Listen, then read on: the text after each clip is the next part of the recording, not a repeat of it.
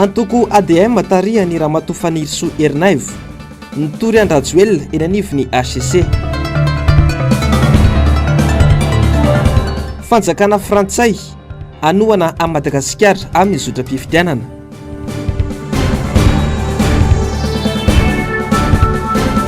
Antananarivo renivohitra enatra ny fifangongon'ny fako. Zoma faefatra amby folo ny volana Jolay 2024 ankafaliana sy ampitiavana tompoko lahy sy tompoko vavy no iara-bakanao indray amin'ity hariva ity. Tonga soa ianao atao anatin'ny fotoana ny fampalalam-baovao ny fahitalavitry ny MPS koa dia saiko ampanajana sy ampitiavana ianao anaraka ny vaovao hatramin'ny farany. Ny lafim-baovao ny politika avy hatrany nanao sony ilay sata-pitondran-tena ny antoko politika sy ny platsaka hofidiana teny faravohitra Androany Maraina ny kandida sady Front National ny antoko tiky Madagasikara Marc Ravalomanana. Anisany adidin'izay manao sony ity sata ity ny isin'ny zotram-pifidianana ara-demokratika. Tato-baovao nataony Jessica Miray sy Mano Randriamalala. Misy fepetra 20 atao anatin'ity sata-pitondran-teny antoko politika sy ny platsaka hofidiana ity. Raha atao banky tokana dia nisy ny fifidianana madio sy mangarara ary manaja ny demokrasia no tanjona. Anisany nanao sony ny kandida sy Front National ny antoko tiky Madagasikara Marc Ravalomanana. Ho azy ny fanatanterana ny adidy amanandraikitra ho amin'ny tanindrazana izany dia nisy ny fifanajana eo amin'ny sampifaninana. Zava-dehibe ny fanaovana charte ny de bonne conduite amindreo le candidat mba hifanaja tsara mba anatanteraka tsara ny adidy amanandraikitra no an'ny tanindrazana no an'ny firenena. Izany zany dia zava-dehibe fanaovana signature an'izy ity, fanaovana signe azy. Eto dia misaotra manokana mihitsy ny andrareo FES sy ny Union Européenne sy ireo le mpiara-miasa rehetra natanteraka an'izy ity. Nisy fotoana lavany ny fampidirenan'izy ity, tsy voatery hoe teto no natao fa nisy fifanakaloza-kevitra, nisy ady hevitra tao teo amin'ireo le antoko party hafa ireo dia mifara amin'ilay fanaovana signe amin'izao fotoana izao. Fa noho ny adidy amanandraikitra ny sasany moa zany dia tsy tafahoana manao azy fa samy manao izay anatanterana an'izy. Fa ny zava-dehibe aloha dia hoe vita signe izy ity. Ary zava-dehibe ihany koa dia hoe mba tena hanaja azy daholo fa tsy dia hoe atao resaka anina fotsiny izy. Satria miankina amin'ity daholo no ahafahan'ny olona rehetra milaza fa hoe tena izotra tsara mpilaminana ary ampifanajana. Zay le fifanajana zay moa sy ny tena ilana an'izy ity. Ito faharoa, izay nanao fanambarana hoe tokony modely ianareo gouvernemanta. Sao dia nareo indray tsy manao an'ilay bonne conduite. Ambolana maro no namolavolan'ireo antoko politika ampoliny ity sady ity. Tafiditra ao anatin'ny tetikasa participe fa tsy nivondrona Europeanina vola. Antoko politika 30 no efa nanaiky fa hanao sony ity sady ity hatreto.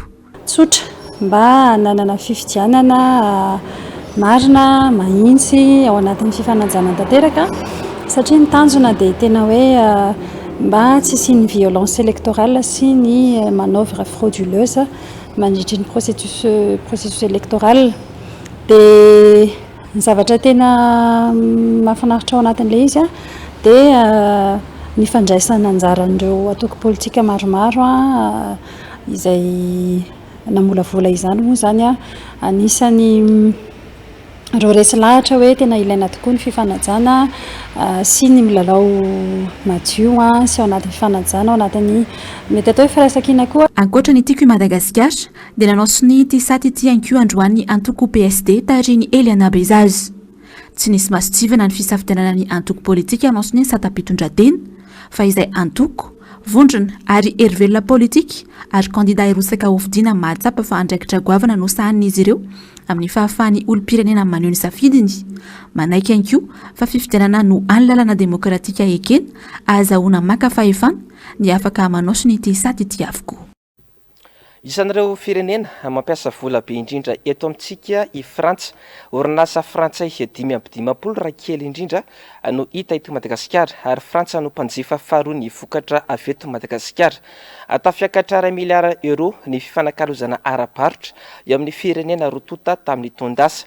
Fantatra fa anome tantsoroka any Madagasikara i Frantsa amin'ny fifidianana ho avy eto Madagasikara io, hoy nambarany Masovony miasa sy monina eto Madagasikara. Madagasikara nandritra ny fanamariana ny andro ny 14 Jolay fety-pirenena frantsay no nanamafisany ity diplomaty ity ny fanohanany ny fireneny any Madagasikara. Mbola Jessica Miray sy Manora Andriamalala. Ny 14 Jolay 727 no nakanany La Bastille. Ny 14 Jolay 727 no fetin'ny fédération ary ny 9 Jolay 727 no nivoaka ny lalana tao Frantsa fa marina isaky ny 14 Jolay ny fety-pirenena. Izany hoe marina amin'ity taona ity ny 17 taona ny fety-pirenena frantsay. Matso ataon'ny miaramila no tena anamarina izany isan-taona izay andraisan'ny firenena nozanahany fahiny anjara ka isan'izany Madagasikara. Ho an'ny teto Madagasikara manokana dia teny amin'ny trano fonenan'ny masovony Frantsa no nankalazaina ny 14 Jolay ho an'ny teratany frantsay miisa 2 alina monina sy miasa eto. Nandritra ity fankalazana ity no nanamafisany masovo frantsay tamin'ny lahatenina taonty dia ny anoana ny Madagasikara amin'ny zotra mpifidianana. Nanamafy ihany koa izy fa tsy hitsabaka amin'ny fifidianana fa anjaran'ny vahoaka malagasy izany. Le pays est à l'orée d'un cycle électoral d'importance majeure à travers les élections présidentielles, suivies des élections législatives et communales. La France a très tôt adopté une position claire, une position simple, que j'ai eu l'occasion d'exprimer à plusieurs reprises, ni ingérence, ni indifférence. Ces élections ne sont l'affaire de personne d'autre que du peuple malgache. Notre unique souhait est que son choix souverain soit respecté dans le cadre d'un processus électoral libre, transparent, inclusif et reconnu par tous. Nous sommes engagés depuis plusieurs mois avec la communauté internationale à Madagascar dans un dialogue constructif et exigeant avec les autorités locales et l'ensemble des parties prenantes afin d'atteindre cet objectif vital à la stabilité du pays. À cette fin, la France soutient de nombreux programmes, par exemple à travers l'AFD ou la COI, le programme Paix, Gouvernance et Stabilité, ou encore à travers l'Union européenne et le soutien accordé à l'Observatoire électoral de la société civile malgache Safidi. Et je suis heureux que la France ait pu annoncer la semaine dernière avec ses partenaires de l'Allemagne et de l'Union européenne qu'elle répondait positivement à l'appel des Nations Unies à contribuer financièrement au Basket Fund pour les prochaines élections. Isan'izany filoha teo aloha Marc Ravalomanana sy Errajaonary mampianina ary mpikambana sasany teo anivon'ny gouvernemanta sy ny filohana androm-panjakana roa. Fa manao toy-vakana ny fanehoan-kevitra ireo mpanao politika Bailalana mikasika ny fandrotana ho 300 isan-jato ny saram-pandraisana anjara navoaka ny filan-kevitry ny gouvernemanta ny talata 12 Jolay lasa teo. Tsy manaja ny fahafahany hafa andray anjara amin'ny fifidianana ity fanapahana ity hoy nambaran'ireo mpanao politika nataony Jessica Miray sy Manora Andriamalala fanadihadiana androany. Araka ny voafaritry ny alam-pandrenana mandritra ny 5 taona ny fiampitoam-piasan'ny filoham-pirenena iray. Izany hoe isaky ny 5 taona ny tokony hanaovana fifidianana.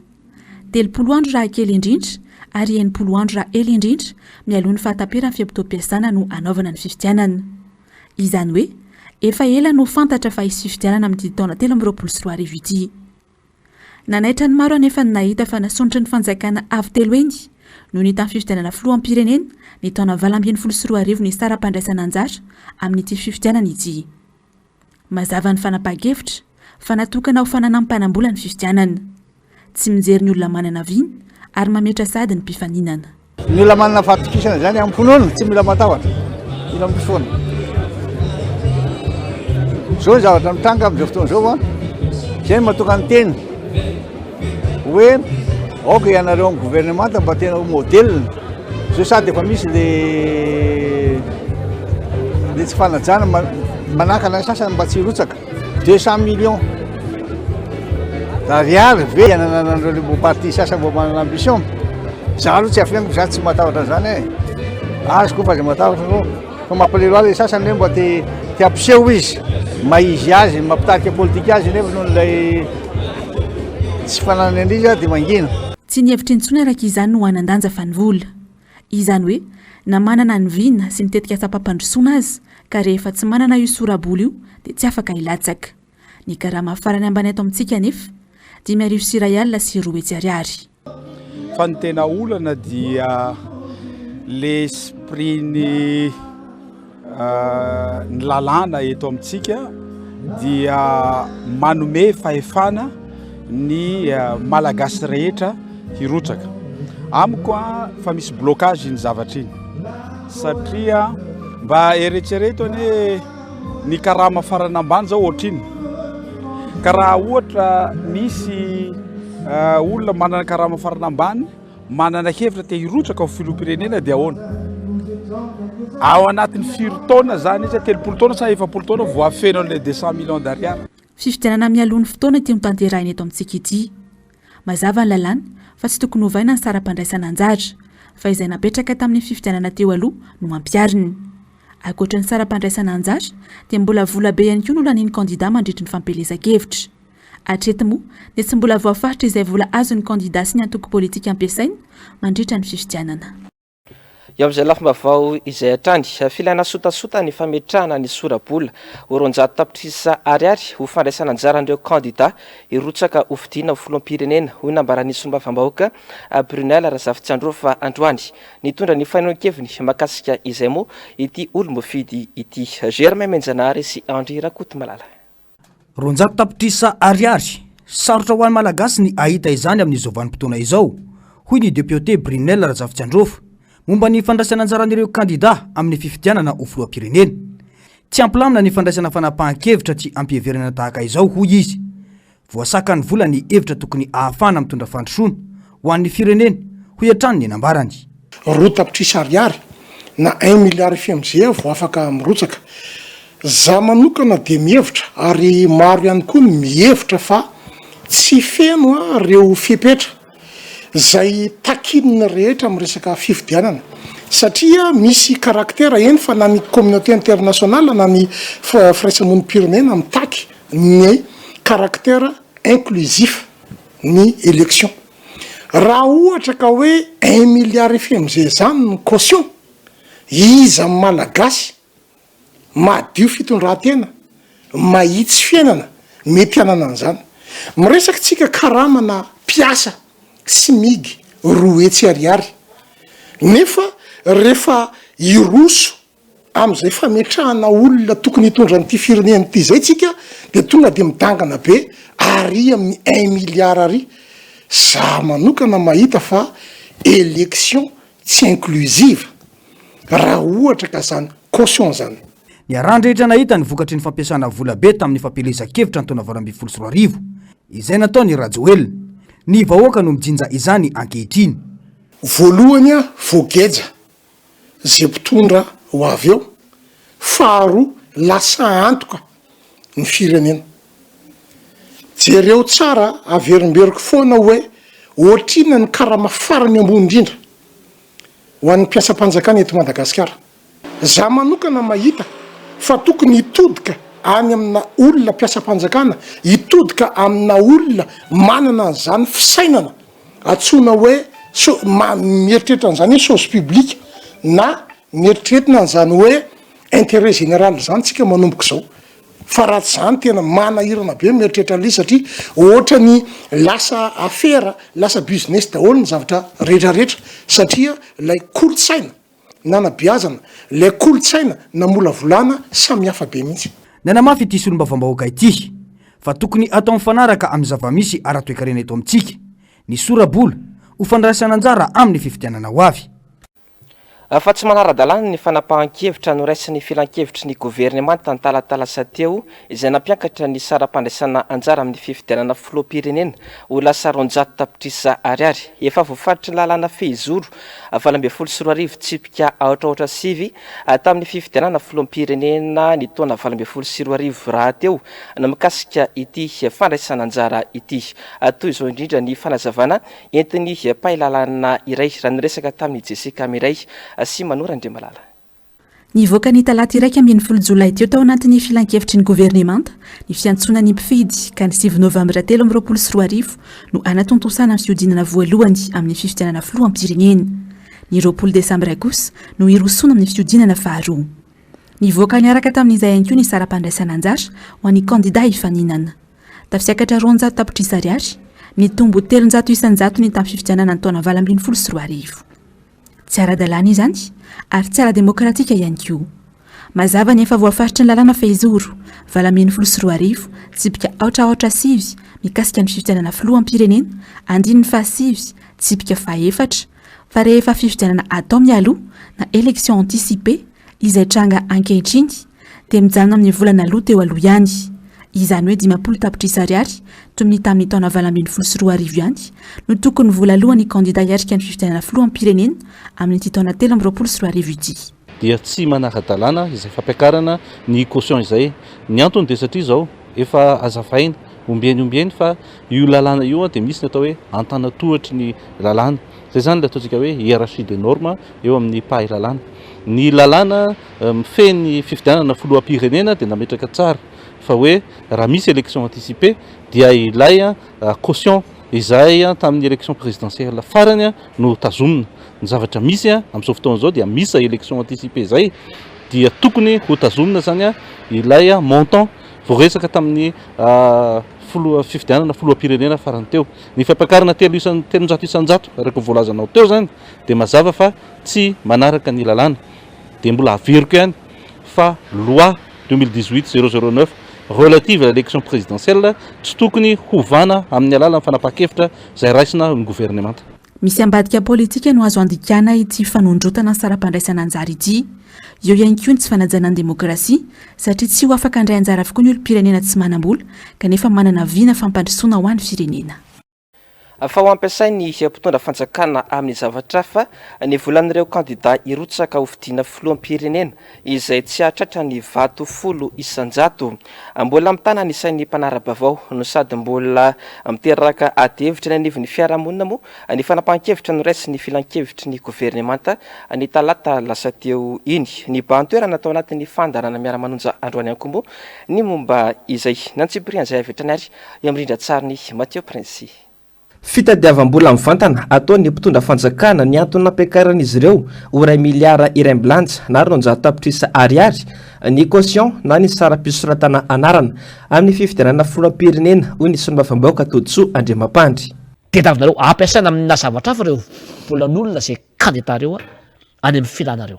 Zay zany ny antony io caution gatsika zany amin'izao fotoana dia tsy manaiky an'io zany faniry satria tsy araka lalàna io. Raha tianareo asina critère ke zany ny anina filoham-pirenena dia asio lalàna mihitsy zany lalàna velona mihitsy tia ny caution dia zao le izy dia apetrao le izy efa noteneniko teo zany le izy fa tsy vitany olona hoe manam-bola fotsiny tompoko ny tondra ny tany sy ny firenena nareo ke zao efa hoe ny filoham-pirenena manam-bola inona ny vitany teo ary teza izy no nampanam-bola azy teo amin'ny fitondrana dia ohatra zay koa reo premier ministre sy membre ny gouvernement misy ministre ao maro faniry na ny trano itoerany ary tsy nisy fa rehefa ministre ianao trano firy ny vitanareo trano misy olajoala firy fantatra azy daholo inge zany ny tomobilinareo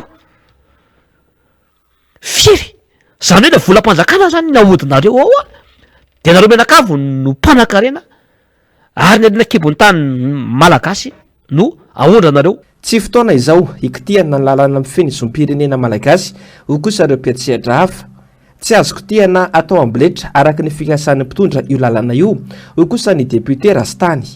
Kitika lalàna izy dia hoe aloha any sorona soloana zavatra hafa forme hafa ndray le article 42 46 fa za dia manafatra tsika olona nianatra olona nanao lalàna mba to député manao ianareo député zay mitetateta anaovany io mba tena tonga saina asa ampiasan'ny olona tena mamondredrika olona fa tena tsy anjary amin'ny firenena fa fahavalo-pirenena mbola tena hoe anao amanoka io tompoko tena tsy azoko asiana raha izany izy za olona tena technicien amin'ny bâtiment travaux olona fambolena koa amin'ny rehetrarehetra fa tsy dia mahay lalàna loatra fa ny lalàna aloha amin'ny madépité anahy dia manana notion kosa na hoe azaky teny fa io tsy azonareo kotehana zay député tena hoe apetraka ny tsimba zaza fa référendum tompoko raha ny lalàna io kitehana na zavatra kely ohatr'izao.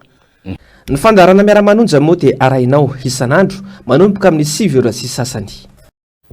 Fatafapetraka androany tena anivon'ny fitsarana avy momba lalam-panorenana na ny HCC ny taratasy fitoriana any Andry Rajoelina mahakasika ny fizakany zom-pirenena frantsay nilaza ny mpisolo vavan'ny fikambanana ADM tarihany Ramatoa Fanirisoa Ernevo nandritra izany fa ny fandraisana andraikitra no andrasana avy amin'ny HCC. Germain Menjanary sy Andry Rakotomalala. Tsy ara-dalàna ny firotsako fidiany Rajoelina ny taona 2024 ka izany no antony nametrahany ity fitoriana teny amin'ny fitsarana avo momba lalam-pandrenany na ny HCC androany hoy ny mpisolo vavan'ny Rifaniroso Erinaivo izay filohan'ny RMDM diaspora. Raharam-pirenena no resaka eto ka tsy azo jerena sy hodazany potsiny hoy ny fanazavana. Ilaina napetraka teo aloha taty amin'ny fitsarana ambaratonga voalohany tetỳ Anosy na ny marimarina kokoa taty amin'ny fampanoavana tetỳ amin'ny tribonaly Anosy tetỳ amin'ny parquet zany indra raha adeloka.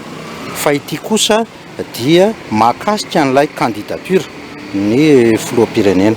Raha ny lalàna zany raha ohatra ka ny lôzika ka milaza ny haute cour constitutionnelle fa tsy ara-dalàna ny candidature n'Andriamatoa Andry Nirina Rajoelina tamin'ny taona 2024 dia ny azo ilazana azy tsotra indrindra dia hoe tsy filoham-pirenena ara-dalàna izy nanomboka tamin'ny fifidianana iny hatramin'izao lazaintsika hoe tapitra ny mandany zao. Juridika ny conséquence le izy be dia be fa juridika ny ankamaroany ohatra hoe ataontsika hoe tsy mitondra ny titre mahafilohan'ny repoblika azy izy anisan'izay. Tsy mahay mitsara ny teratany vahiny ny HCJ ka izany no antony nahatonga ny fitoriana teny amin'ny fitsarana ambaratonga voalohany sy teny amin'ny HCC. Ny antony tsy nandefasana n'ilay plainte tany amin'ny haute cour de justice dia satria ny lalàna mifehy haute cour de justice dia milaza fa ny haute cour de justice dia mitsara ny tompona ndraiky mpanjakana ambony nandritra ny fitantanany rehefa misy heloka. Ny tsipiako ao anatin'ny lalàna mifehy haute cour de justice io tsy misy filazana hoe mitsara ny vazaha haute cour de justice io. Ny filoham-pirenentsika vazaha fa tsy malagasy. Sazy ara-pitsarana no andrasana ho hiatrany ity mpisolo vava ity. Fa manahirantsaina ny mieritreritra ny resaka zom-pirenena izay maresaka eto amin'ny firenena amin'izao fotoana izao. Hoy nambarany solombavam-bahoaka Brunel Razafintsandraofo, firenena manana rafitra sy tompon'andraikitra mafy tsara ity resaka ity Madagasikara. Hoy hatrany fanazavany raha naresaka tamin'ny Germain Menjanary sy Andry Rakotomalala.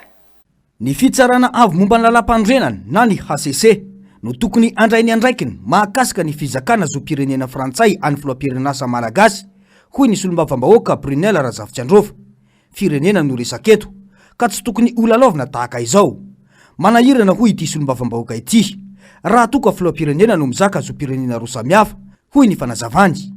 Manahirana aloha raha vohatra hoe resaka fiainam-pirenena ka hoe hijerevana tsangan'olona na raharahan'olo tokany.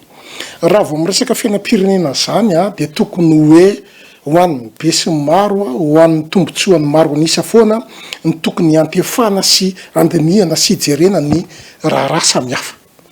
Ny hafa fotsiny dia tsotra ho anatin'ilay izy hoe za tsy hiditra amina resaka juridisme satria be dia be no miresaka fa ny ana question morale ary question de bon sens. Ho anay officier de renseignement raha olona double nationalité zany dia zany miantsona hoe agent double. Ary ho ana stratège ohatra anay indrindrindra fa sontsoista ohatra ana zany agent double zany manahirana be amina toetra raha indrindrindra resaka hoe fitantanam-pirenena. Raha mahakasika ny mety tokony ahakandida na tsy any Rajoelina dia nambarany fa any amin'ny HCC ny maso ny vahoaka malagasy izao. Mihoatra ny fahefako ny tenin'izany fa tsy anjarako zany fa anjaran'ny HCC fa izy ilay nambarako teo hoe question de moralité et de bon sens dia tokony mazava ny fanapahan-kevitra tokony raisina ao anatin'izany. Bon sens, firenena ny resaka eto, firenena fa tsy zavatra kelikely. Nanamafy ity solombavam-bahoaka ity fa tsy sarotra ny mampandroso any Madagasikara fa ny zava-misy hoy izy dia inina ampahantraina ny malagasy izao. Maro ny asa tsy mandeha eo anivon'ny CNAPS no ny tsy fisina tale jeneraly mitantana ity orinasa ity. Tsy latsaky ny 2 miliara isanandro no faty-antoka vokatry ny fitokoana nataon'ny syndicat ny mpiasa amin'izao fotoana izao. Vahaolana aroson'ireo mpikambana eo anivon'ny filan-kevim-pitantanana ny fanendrena farak'izay aingana tale jeneraly vaovao ahafahana mampiodina indray ity orinasa ity ho an'ny tombontsoan'ny mpiasa sy ireo mpikambana ao anatin'ny CNAPS. Onjalalaina Ranaivo Manana sy Andry Rakotomalala. Mitaky ny anendrena tale jeneraly vaovao farak'izay aingana ny filan-kevim-pitantanany CNAPS. Anisan'ny ankinan'ny fampandehanan-drara eo amin'ity orinasa ity io fanendrena io. Ny fanjakana ihany anefa no afaka manendry olona hitazony io andraikitra io, olona mahafantatra sy mahafehy tsara ny CNAPS anotaky ny syndicat atao tale jeneraly.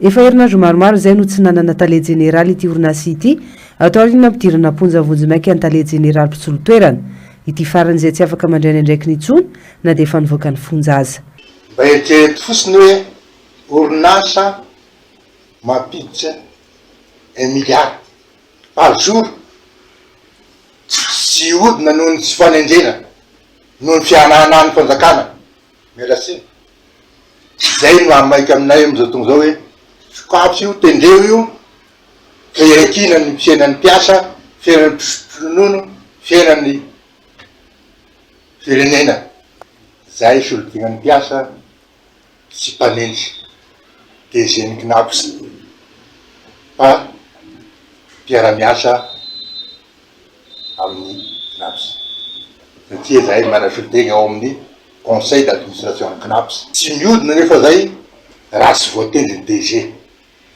asitako ny antony mahely azy satria tsy voa zao no nisy olana io tsy vo mainka oloza ve raha sy misy administration hitantanany KNAPS face amin'ny situation misy am'izao tonga fa tiantoka goavana manodinina ny 2 miliara ariary isan'andro no mahazo ny orinasa KNAPS noho ny fitokonana ataon'ny mpiasa izay nisafidy ny anakatony indray ny birao nanomboka omaly ny fizoky olona mpandray fisotrondronono no mizaka ny vokadratsy noho ny fitavozavozan'ny fanjakana mandray andraikitra saika filarambe hatrano no hita teny amin'ity orinasa ity nandritra izay fotoana nanaovan'ny syndicat ny mpiasa fitokonan'izay afaraka ny fantatra moa dia isy fanendrena tale jeneraly ny KNAPS vaovao atoato raha nambarany ministry ny asa sy ny fampananana asa Rivitina Richard Jean Bosco tamin'ity androany ity fatony izay vaovao izay hatrany dia mbola itoy ny alatsinainy ka hatramin'ny alakamisy ho avy zao ny service minimum eo anivon'ny KNAPS araka ny tapaka tamin'ny fivriambe nataon'ireo syndicat androany isokatra amin'ny 7 ora haka hatramin'ny 10 ora maraina atreo ihany ny biraon'ny KNAPS rehetra manerana any Madagasikara ho raisin'ireo mpiasa fotsiny ny antota taratasy saingy tsy isy ny fandiniana izany antota taratasy izany ny filan-kevim-pitantanana kosa etsakilany tsy niempotra tamin'ny fanapahan-kevitra izay noraisiny onjalalany arana avy manana sy Andry Rakoto Malala mienja androny hitady eo amin'ny filan-kevim-pitantanana sy ny syndicat ny mpiasa eo anivon'ny KNAPS manoloana ny fitakiana ataon'ireo syndicat amin'izao nanamafy ny avy eo anivon'ny filan-kevim-pitantanana fa tsy mety efa any amin'izy ireo ny fitakiana ataon'ny syndicat ary efa nandrososikevitra ny amin'ny fampidiniana izy ireo saingy nampiseho tsy fahavononana amin'izay dinika izay ny syndicat nisy moa ny famoahana noty manidin'ny mpiasa andray ny asa navoaka ny filan-kevim-pitantanana omaly noty izay nolazaina fa hitsinjovana ireo manandrara eo anivon'ity orinasa ity efa nampatarina misy mifampiresaka izy ireo syndicat mpiasa sipitarika fitakina amin'ny KNAPS ireo efa nazavaina taminy hoe reto fitakina ireo reto tsy mety efa ty aminay fa tokony any amin'ny ambaratonga sahazazy nareo napandriky zay nareo no manao any fitakina ary tsy tokony ho mipandray fisotronono ireo olona mpisitraka zory eo anivon'ny KNAPS no atao victime ao anatin'izy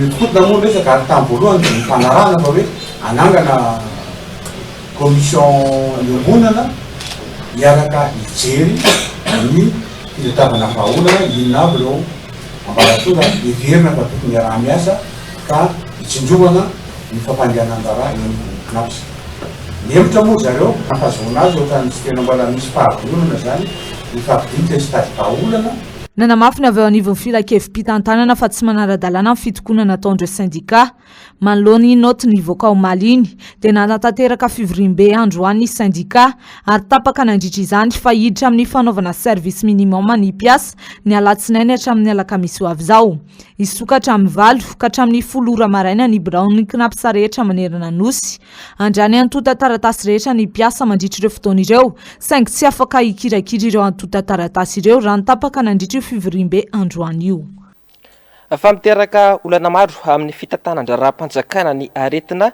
ateraka ny delestazy voatery mampiandry ireo mpanao raharaha eny anivon'ny birao-panjakana izany raha nambara ny ben'ny tanàna ao amin'ny commune nanjevakary Germain Menjanahary sy Andry Rakoto Malala fa tiantoka ara-potoana fa tiantoka ho an'ny fidiram-bola fahasorenana ho an'ny mpanao raharaha santionany amin'ny fahavoazana vokatry ny délestage lavareny ireo ho an'ny komina Anjevagara.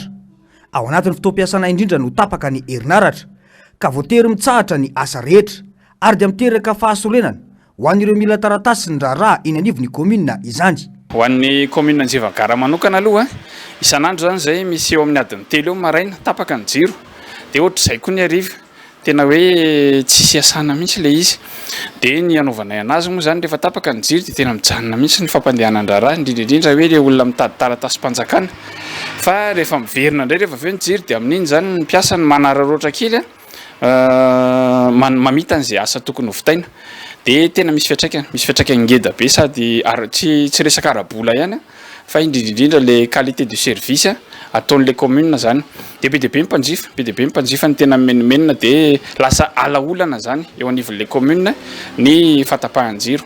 Lasa olana manokana ny fandaminana ireo mpanao raharaha ho iatrany ny fanazavana mbola vola hafa indray mantsy raha toka ampiasa milina andefasana ny herinaratra. Donc zany raha mbola hanofa groupe na mbola hividy groupe mbola carburant en sus ao anatiny mbola dépense plus dia tsy évident zany le mampiasa groupe satria lasa tsy vomay zany mabe dépense raha vola kely tokony afahantsika manao zavatra hafa asa bokon'olona ohatra lasa lany amin'ny resaka carburant indray dia tsy tena évident le izy dia alohanay mihitsy tsy tena misafidy hoe rehefa tapaka ny jiro dia tsy miasa ny mpiasa aloha fa miandry eny tsy hoe tsy miasa moa zany fa manao asa hafa zany fa rehefa miverina ny jiro zay vao mamita ny asa tokony hovitaina ny mpiasa. Atreto dia alaolany jirama ny fanamboarana raha tsy aivina dia isan'ny lahara-pamehana tamin'ny fitondrana Ravalomanana ny fisitrahana rano fisotro madio sy ny herinaratra ka tamin'izany no nametrahana ity milina mitondra herinaratra 700 mégawatt milina izay novidiana tany Pays-Bas. Efa potraka ny trosa koa ny jirama tamin'izany andro izany kanefa nirisona ny fanarenana ka nazahoany jirama ambombava 4.9 miliara ariary mahery tamin'ny taona 2024. Raha jerena ny tarehy marika dia nanomboka teo no bankropitra ny jirama. Ny taona 2024 dia nitombo 1.20 miliara ariary ny trosa ny orinasa ity. Ny taona 2024 dia nananika ny 4.9 miliara ariary mahery izany ary ho an'ny taona 2024 dia ny baby trosa 4.9 miliara ariary mahery ny orinasa jirama. Fanosazy ny fitsarana ando onitra 3 tapitrisa ariary mètre kanto vady tany ao Mahajanga ratsaivina dia nanantanteraka didim-pitsarana mahakasika ny fandoavana pension alimentaire tamina raharaha fisaram-panambadiana ity vady tany ity niakatra tao amin'ny PAK Mahajanga ny raharaha androany ary voasazy andoonitra 3 tapitrisa ariary ny tenany ka ny 2 tapitrisa ariary lamandy omena n'ilay mpitory.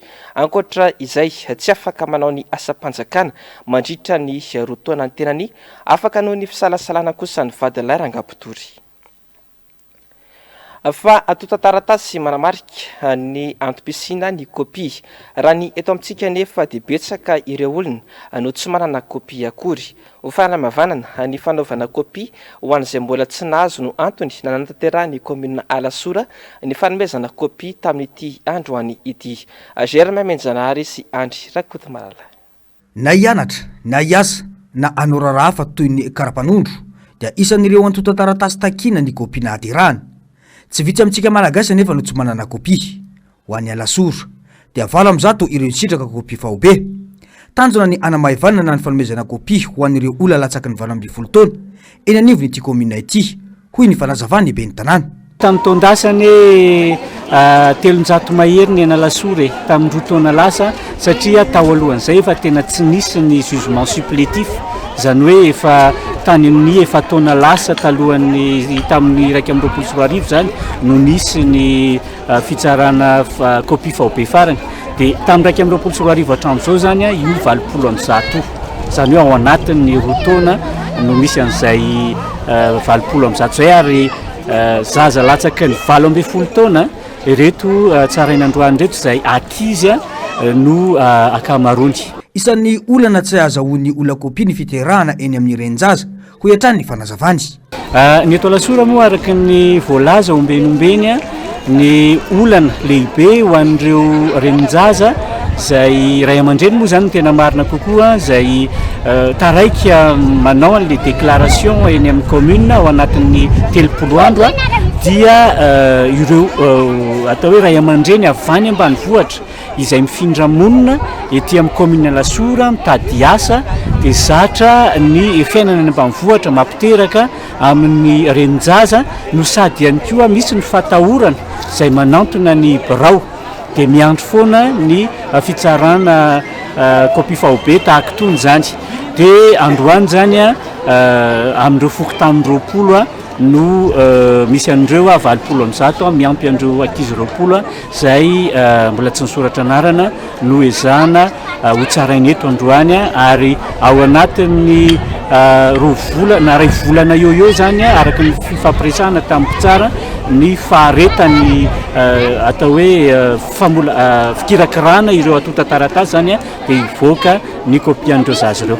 Efa natomboka tany amin'ny volana janoary no nanaovana fanadihadiana teny anivon'ny fokontany ka ireo miisa 7 amin'ny 100 ireo no hita fa mbola tsy manana izany kopia izany. Fako mantsina mifangongo no lasa kisary ho Antananarivo renivohitra amin'izao fotoana izao izay toerana rehetra aleto Antananarivo renivohitra dia feno fako avokoa na mifangongo na miparitaka manodidina ireo toerana fanariam-pako. Miaritra ny fofona maimbo ateraky ny fako mifangongo ireny ireo olona mipetraka manodidina ny dabapako sy ny olona mpandalo. Onjalalana Ranavy Manana sy Andry Rakoto Malala. Analakely, Anosy-Be, Anosy-Patrana, 17 hektara, Tsimbazaza, satony any amin'ireo tanàna be olona ary savovonan'ny fako eto Antananarivo renivohitra. Andro maromaro vao misy maka ny fako eny amin'ireo daba fanariam-pako raha ny fitarainan'olom-pirenena, fofona maimbo, aretin'ny taova-pisefona, anisan'ireo voka-dratsy ateraky ny fako mivangongo sy miparitaka eny rehetra eny. Ny komina Antananarivo renivohitra ny tompona andraikitra voalohany amin'ny fanesorana ny fako eto an-drenivohitra amin'ny alalan'ny SMA, ity orinasa municipalité izay tsy hita mivaingana ny asa ataony ary mampimemena ny mpanotsy ny tanàna ny fomba fitantanana arabola. Vonana ary fako izy aloha dia tena nany lalitara tena natsiravina mihitsy miditsany an-trano dia ny ankizy fa roforofo mihitsy ny ankizy nefa izay tsy afa manoatra fa ety izay ny mponina dia miaritra zany zay. Tena midonaka mihitsy fa zao izy zao mba maimena ilay fako dia mba tsy dia misy fofona fa tamin'ny fako mbola mandy be tena namofona mahitsy. Rehefa miboka ny trano amin'ny alina dia tena tsy azo iainana mihitsy ao anatin'ny trano. Be voalavo e, be voalavo mihitsy. Miala any amin'ny fako ny voalavo dia miditra any an-trano. Dia izay foana zany ny ainanay hatramin'izao. Maromaro herinandro teny tsisy naka ilay fofony. Tena tsy zareo commune eo mitokony manala tsy eo ampiasa avao mihitsy manala nisy amaraina mba mampiakatra. Voka-dratiny aloha dia eo ny tsy fahasalamany.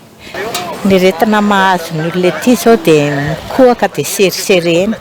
Ny fofona tsy tonga dia mivatana be makaty aminay tsinona fa rehefa misy rivotra avy any antsinana dia izay vao mivatana makaty aminay. Tafiditra ao anatin'ny firenena 5 voalohany maneran-tany maloto indrindra i Madagasikara ary renivohitra voalohany maloto indrindra eto Afrika Antananarivo. Enatra ho an'ny firenena sy mitondra ny malagasy iray manontolo mihitsy izao laharana misy any Madagasikara izao. Fa tsy marina ny filazana sy ny fieverana fa tsy nisy tantara i Madagasikara talohan'ny fanjanahantany hoy ny profesora Ranjeva Androany. Ny fanabeazana ny olom-pirenena no antony nanodinana ilay horonan-tsary miresaka manokana ny ampahana vanim-potoana nena ny mpanjaka Andrianampoinimerina ka ampahafantarana i masim-bahoaka ho amin'ny andron'ny rahampitso. Germain Menjanahary sy Andry Rakoto Malala. Niriaka no valam-parihiko teny namantarana Aninampoina na Andrianampoinimerina nandritra ny fanjakany. Tsy horonan-tsary fotsiny ihany fa ho fanabeazana sy fitaizana ny olom-pirenena malagasy no nandrafetana horonan-tsarinampoina hoy ny fanazavana. Maro amin'ny malagasy ankehitriny no tsy mahafantatra ny tena zava-misy marina ho an'ny firenena. Ny vina flamatra Andrianampoinimerina dia anangana firenena malagasy anankiray ao anatina fanjakana tokana iraisan'ny fanjakana rehetra eto Madagasikara ka mpanjaka handimby azy ho mpanjakany Madagasikara fa tsy mianina fotsiny hoe mpanjakany Merina fa mpanjakany Madagasikara no zavatra mitadiavina dia Radama no nitendreny. Tsy nandeha ho azy ny fanendrena Radama satria olana be dia be ary na izy azy ho hitanareo amin'ny film fa araka ny fomba filazana hoe nisy zavatra nanahirana saina satria rainy ary samy tiany daholy a miara-mavola zanan'lamatoa miara-dama nefa radama nolazainy a hoe raha-mpanjakana tsy ananakoavana zay zany le zavatra zay le tantara olona manana ny asiny sy ny lanja manokana amin'ny tantara Madagasikara satria izy nampiray ny malagasy izy ny voalohany indrindra nampiray ny malagasy rehetra laza hoe fanjakana tokana misy eto Madagasikara de zay no noeritreretina sy nolovaina nanaovana nefa le film tsy fitantarana fiainan'Andrinampomerina zavatra tsy tratra zany fa de le hoe vinan'Andrinampomerina fanjakana tokana firenena tokana no hajorony de zay a napetraka arioa amin'ny fotoana anankiray mazava amin'ny tantara nanendreny an-dradama Andovasy. Ny alohan'ny fanjanahan-tany dia efa fanjakany Madagasikara ho hiatrany ny fanazavana.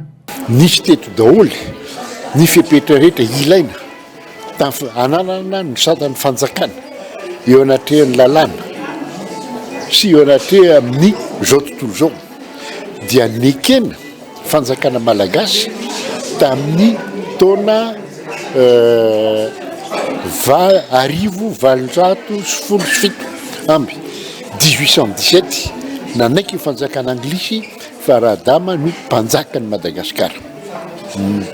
Ny antony a de satria izy hoe fanjakany Madagasikara no tadiaviny a de aniry efa niomana izy hikarakara an'izay fanjakany Madagasikara zay. Enimpolo tapitrisa ariary no nantota anodinana ity horonan-tsary momba ny nampoina raha ny fanazavana trany rampitso dia isy fandefasana izany eny amin'ny kanaly Olympia iarivo. Nanapa-kevitra tsy amela ny ranonorana ho veriveryntsony i Allemagne. Fotoana maro no nandalo olana tamin'ny tsy fisindrano i Berlin renivohitry Allemagne. Misy ny tetikasa fanangonana ny ranonorana amin'ny tombon-drano lehibe anamaivanana ny fampiasan-drano. Avitra Sundabe sy Mathieu Prince. Manoloana ny hafanamby miatra amin'izao tontolo izao miaritra ary atahorana ny azon-drano any amin'ny taona 2024 araka ny vinavinan'ireo manampahaizana. Iarana izany mivantana ny ao Eropa ho an'ny Berlin renivohitry Allemana izao tsy misy veriveryntsony ny rano miezaka mitady vahaolony ireo manampahaizana amin'ny fitsitsin-drano sy ny fanangonana ireo ranonorana azo ampiasaina. Eto amin'ity toerana ity no anangonana ny ranonorana mikorina amin'ny tafo. Ity tombon-drano mirefy 9,000 metatra toradroa ity no mamelona sy manondraka ireo zavamaniry eo amin'ny manodidina. Misy tombon-drano 3 ao amin'ity toerana ity ary mahavita manangona rano mihoatra ny 9.3 tapitrisa litatra. Tanjon'ny Allemana ny ametrahana tobo tahaka izao amin'ireo toerana rehetra izay vao atsangana fa eo ihany koa ny tokony ezahany rehetra amin'ny fitsitsin-drano. Ho an'ireo mpisitraka ny tetikasa, tombony lehibe ny fisian'ireo tombon-drano lehibe ireo mba ho fitsitsinan-drano izay efa mandalo olana goavana amin'izao. Mangatsiaka sy mando ary natoraly kokoa ny rivotra iainana ho hiatrany izy ireo. Nandritra ny taona maro no nandalo ahitana ity renivohitra Allemana ity, kanefa rehefa fotoana ny orana dia ahitana fiakarany rano eny an-talambe. Izany indrindra nanosika ireo manampahaizana sy manapahefana ny an-toerana nanao izao tetikasa goavana izao. Ankehitriny dia tsy veriveryntsony ny ranonorana ao an-toerana fa voatahiry ary ampiasaina amin'ny tokony ho izy avokoa. Hevitra mahomby ary tokony ataon'ny firenena maro indrindra ao anatin'izao fiovaovan'ny toetry ny andro izao ka miteraka hafanamby manimba ny nofotany ny tetikasa tahaka itony. Ny fandaroana marina sy ny Global News no arainao aorian'izao fotoana ny fampahalalam-baovao izao. Aorian'izay kosa ny horonan-tsary indray amin'izay mitondra lohateny hoe Insidious Velastikay. Ny sampana fampahalalam-baovao dia misaotra anao nanaraka ny vaovao hatramin'ny farany, mametraka ny veloma mandrapitafa ho amin'ny rampitso indray tompoko lasy tompoko vavy. Veloma tompoko.